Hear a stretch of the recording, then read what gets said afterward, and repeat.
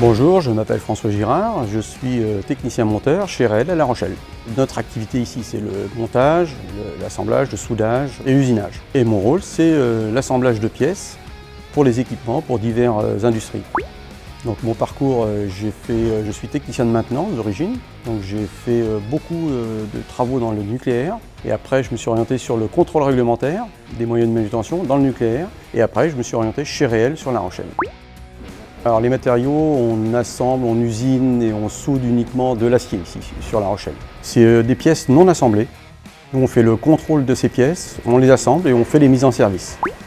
Bon, essentiellement des moyens de manutention, chariot élévateur, pont roulant, parce que là on monte des assemblages assez lourds, assez gros.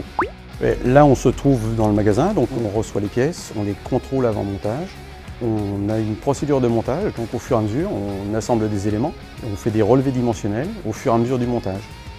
Donc là, on fait des fiches de non-conformité qu'on soumet à notre bureau d'études et ensuite le bureau d'études voit avec le client.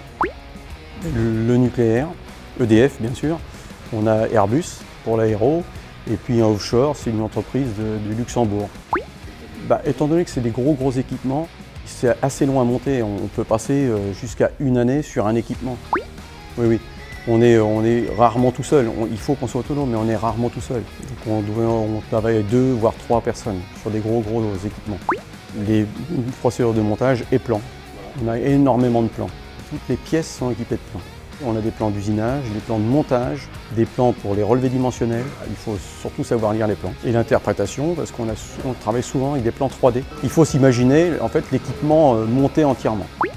On peut avoir des interactions avec les soudeurs, le plus souvent c'est avec des hydrauliciens et électriciens. On a des pièces qui vont jusqu'à un peu plus de 30 mètres de long sur 10 mètres de large, surtout pour l'aéro. Ça représente des pièces énormes, c'est des plateformes d'assemblage, fuselage d'avion. On a fait jusqu'à 5 plateformes en série, ce qui représente une dimension d'atelier énorme. C'est l'atelier montage qui est le plus gros. Ce n'est pas du travail à la chaîne, on doit être autonome sur la lecture des plans, sur l'interprétation de ces plans, la lecture des procédures, pour établir des fiches de non-conformité, pour pouvoir donner une solution. En fait, c'est des pièces, c'est presque des prototypes qu'on fabrique. On a plein d'unités en France, on peut être démobilisé sur une autre entreprise ou on peut choisir un autre métier, bien sûr. On a une école qui fait des formations pour d'autres métiers. C'est mon métier que j'apprécie, voilà, c'est le métier de monteur. C'est la diversité sur les équipements sur lesquels on travaille. Ce n'est pas que de l'assemblage mécanique, c'est diversifié. Un conseil, il faut venir, il ne faut pas avoir peur du métier, il faut essayer.